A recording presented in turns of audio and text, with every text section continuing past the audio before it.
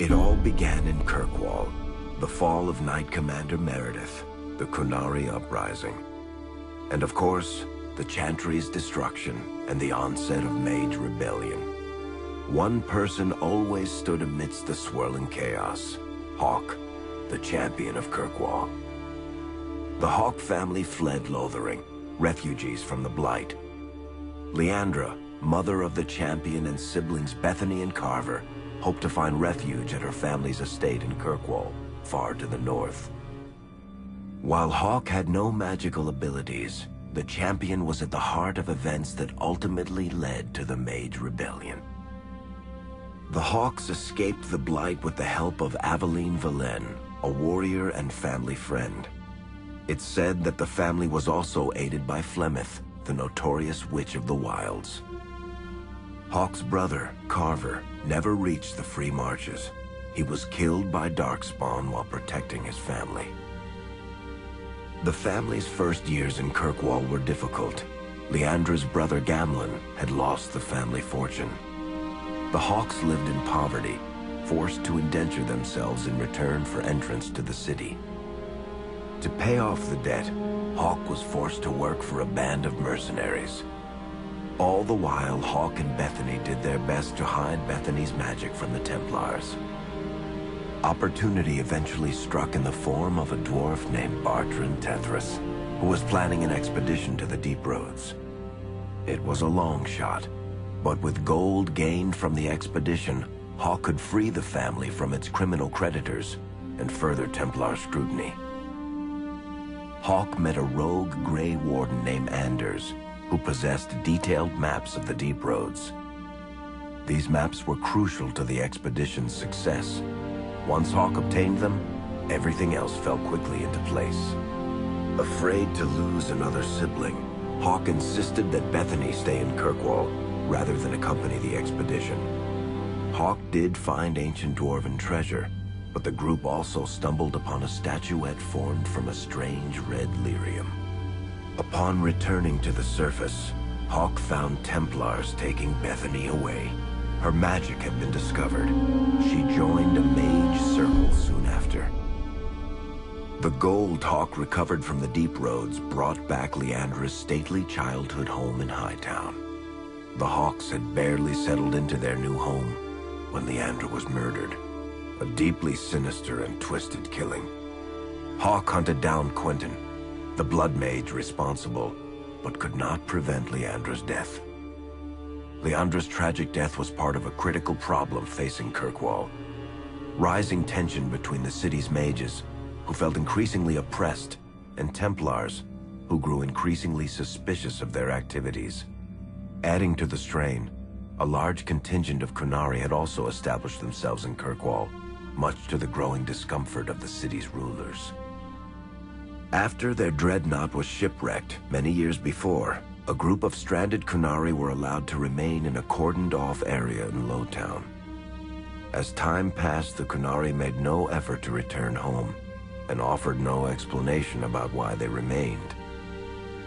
Tensions rose to a breaking point. Revered Mother Patrice, convinced the Kunari were a threat to the Chantry's faith, incited violence between the Kunari and the Kirkwall populace. Fearing trouble, Hawke supported Patrice's schemes to drive the Kunari from Kirkwall. Patrice's ultimate act was to orchestrate the murder of Viscount Dumar's son, Seamus, a recent convert to the Qun, and blame the death on the Kunari. After Seamus was murdered, the Arishok of the Kunari group lost patience with the humans of Kirkwall. They would now submit to the Qun or die. The Kunari struck hard and fast. They took the palace in Hightown and beheaded the Viscount to immediately quash any resistance. Aided by Knight Commander Meredith and First Enchanter Orsino, Hawke reached the palace and stood toe-to-toe with the fearsome Kunari leader. Hawke's ally, Isabella, was a notorious raider and ultimately responsible for the crisis. She had stolen the Tome of Koslan from the Kunari, who remained in Kirkwall to search for it. Isabella returned the book, and Hawke let the Kunari take her prisoner as penance. Finally appeased, the Qunari returned home peacefully. Hawke saved Kirkwall and earned the grudging respect of the city's Templars, mages, and nobility, along with the title that history remembers, the Champion of Kirkwall. Kirkwall's problems were still not over, however. After Viscount Dumar's death, Knight Commander Meredith took power and blocked all attempts to appoint a new Viscount. Under Meredith's command, the Templars tightened their grip on the mages, planning to suppress what Meredith saw as a growing rebellion. Anders, who spent years fighting for justice and freedom for his fellow mages, saw that the time for negotiation was past. He destroyed Kirkwall's chantry, killing hundreds, including Grand Cleric Elthina. This single act began a rebellion that spread from circle to circle, until all circles of Magi had risen up in defiance against chantry rule. There was no forgiveness for what Anders had done, and he asked for death at Hawke's hands. Hawke fulfilled the troubled mage's final request, and many others died along with Anders that day. Fighting spread swiftly through the city. Some mages rebelled openly, many of them succumbing to possession. Templars turned their swords on mages who rebelled, and on those who did not. As First Enchanter Orsino refused to bend to the Templars, Knight Commander Meredith demanded that every mage in Kirkwall be put to the sword.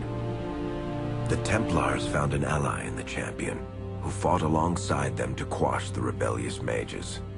In the end, the Templars placed Hawke on the Viscount's throne, for a time at least.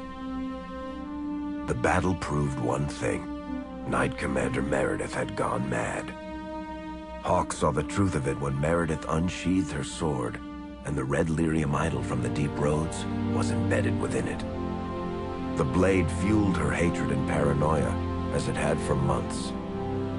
After a horrific battle, the red lyrium of the Knight Commander's sword consumed her as she died. Meredith became a statue, her face a frozen mask of horror. Little is known of the Champion since that final battle.